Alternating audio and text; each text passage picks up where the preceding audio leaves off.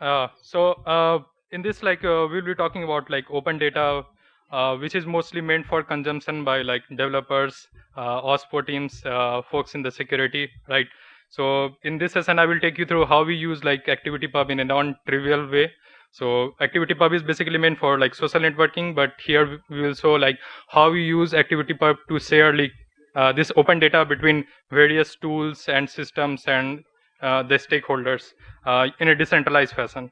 So a bit about me. So I am full-time maintainer at About Code, where I maintain tools related to SCA and supply chain security. I also mentor various GSOC projects there. So this is the brief agenda that we will try to cover. So the open data that I am talking about here is like package metadata. We will see what this package metadata is actually. Then we will see how we generate and consume this package metadata in our About Code SCA tooling context. Then we will see why is the need to share this metadata. Why should we care about sharing this? Then we will have a quick overview of what this ActivityPub is actually about. We will see then federated code architecture, and towards the end, the benefit and learnings out of it. So yes, so the package metadata is basically like the structure information, the basic truths about the package, like the license, like the dependency, entire dependency tree, any known vulnerabilities, all this sort of stuff, download URLs, repo URL, these sorts of stuff. And why should you care about this metadata? Because you need this metadata to do license compliance, right? You need this to do like vulnerability management, to generate SBOMs, right? To enforce policy throughout your orgs, right? This is like the very subset of like About Code SCA tooling, where we have like PearlDB, vulnerable code, and scan code.io. So PearlDB is where we ingest all the packages out there in various different ecosystem, like it can be npm, NuGet, PyPI. We scan all of these and create an index out of it, which we will use later on. We also have vulnerable code, which is like open source and open vulnerability database, where we collect vulnerability data for open source packages from various sources. And then we have scan code.io, where we integrate all of these package metadata to do scanning and matching, right? I can't, very short time to do demo, so I have added a screenshot. This is the screenshot for like PearlDB, where we have like close to 21 million packages and their metadata. This is what a typical scan looks like. It is a long JSON file where you have license detection, dependencies, right, and file level informations in a structure format. So this is vulnerable code, where you can search for package vulnerability. You can using package URL. You will get all the vulnerability related to package, exploit, various severity scores there. And this is the scan code.io, where you can integrate all of these. On the right side, you are seeing the foundational pipeline that you can run to scan package, to use to match an unknown code using those metadata that you get from PearlDB. Then you can have like vulnerability detection using vulnerable code, and you can do like SBOM enhancement. So you have existing SBOM, you can import those and enhance it using the index of package metadata that we have already. Yeah, the big question is like, yeah, this metadata are important, but what is the need for like sharing these? Like, so basically this is the lay of the land here. Like we have like various deployment of About Code in ourselves, and in like community there are a lot of folks that are using About Code for like security and compliances, and they run their scans for this package metadata on their side. So and there are other tools out there like Auth, Turn, Fossology. They are also using our scan code toolkit under the hood. So, but the thing is like this package metadata are the fundamental truths about the package, and they don't change if you scan package multiple times or at various different locations. But the thing is like this package metadata scans are like compute intensive. If you like scan all the packages that are available in like NuGet or PyPI, it can take a lot of time to build those index. So what is the need is like we should be able to share this metadata in the community, and this metadata should be directly very easily accessible to all the open source developer out there, so that together we can have a resilient software supply chain. this is like the obvious way to do this, like uh, in a decentralized fashion, and the obvious thing was like ActivityPub. So ActivityPub is basically a decentralized social networking protocol where for information exchange we use like a activity stream standard.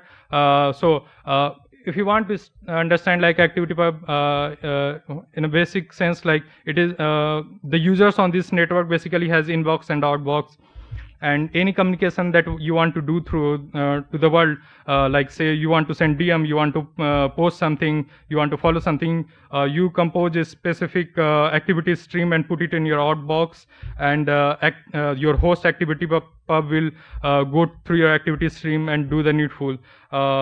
Here we can take a small example of this. So if you are here at the FOSS India and you want to make a post that Hello India FOSS, you will have to put that in the content, and you will have to add the receiver as a followers.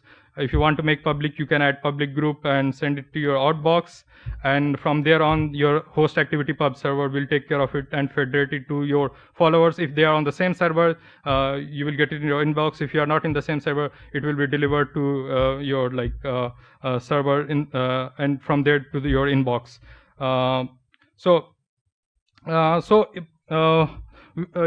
We end up using this ActivityPub, but the thing is, like in our system, like there are no users, like human users, so it is basically just packages.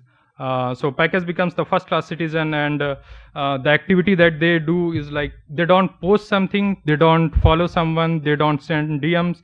The activity related to package are like creation of a new package, discovery of new scan or new vulnerability, those sort of stuff. So if tool or system follow this package, they will regularly get the notification about these events, and they can keep themselves updated. But the thing is, like I showed you in like beginning slide, what is this metadata looks like. It is a long JSON file.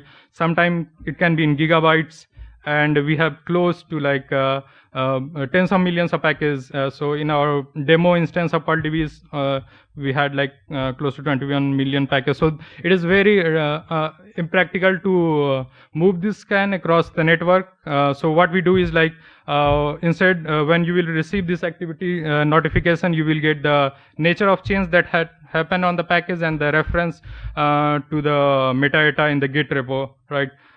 So this is what it looks like. So we have like data layer and an event layer. So in data layer, we do like mining of these packages and metadata in the CI, and we store in the Git distributed Git repo based on the ecosystem. And a summary of these like changes goes to the event layer, where a worker will take it and create an activity stream for all the packages, and that will go to the package outbox, and from there on ActivityPub will take over and make sure to federate it to you if you are following it, no matter in which server you are. This is basically meant to be used through an API. So, but we have added a minimal UI so that like humans can see and discover packages and events on the that are happening related to package. So the benefit and learnings out of it is like so earlier when we used to like deploy this like matching index like PearlDB, it used to take a lot of time to populate this index, and if someone else is deploying this stack, they will have to go through this compute process. So there were a lot of duplicate compute and time delay in this. So now we can like reuse this, and we are up for like using the matching index very quickly. We just have to do git clone and subscribe to the package activity. So this is how the lay of land have changed. So we have like multiple federated code deployments which are decentralized, controlled by different entity, but they are interoperable. And all of these different scan, instead of doing all this duplicate compute, they can just fetch those package metadata directly from federated code servers.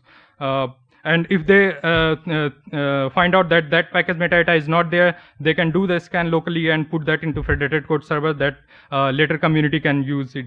So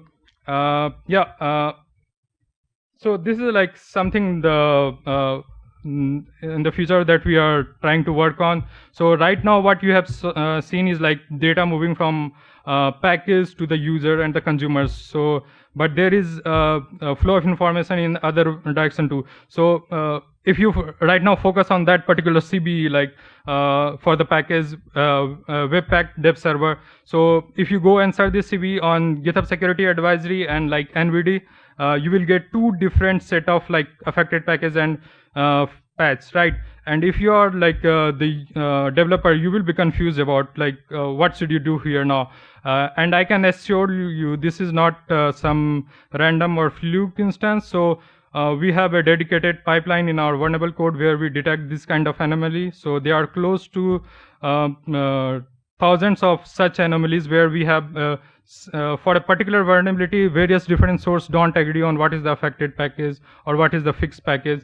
But this is like a serious concern. So here we have a community curation feedbacks where the folks that works in the security or upstream package maintainers, they can chime in and like put in their feedbacks or curation that which one should the users or consumer of this package should prioritize. So yeah, so this hopefully we will have something to talk about this by the next FOSS India conference. Yeah, so with this I will leave you guys. So I think, yeah, I have 3 minutes for the question. So these are like our like Slack channel repository, which you can go out and see, and you can get this link to the slide and like, yeah, see our projects here. Yeah, any questions?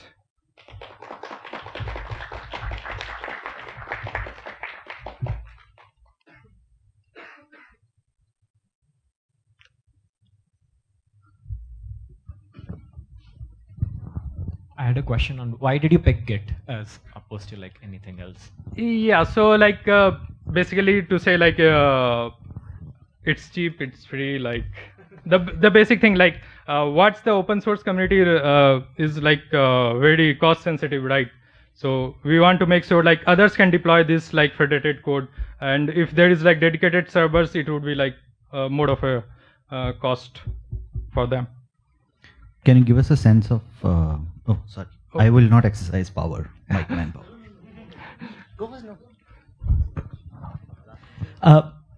You mentioned ActivityPub, other people will be contributing to all the packages. Yeah. So how do you establish authority? So let's say he wants some wrong package information to be inside the whatever is the chain. Yeah, yeah. Would So you be able to? yeah, so the thing is like basically in this flavor of ActivityPub, like package is first class citizen.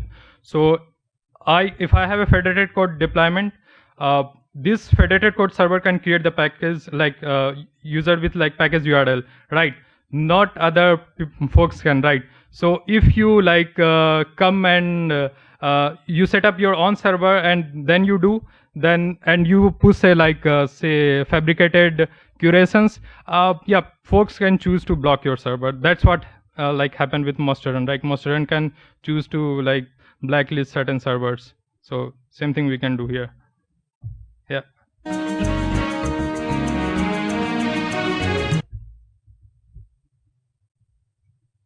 Yeah.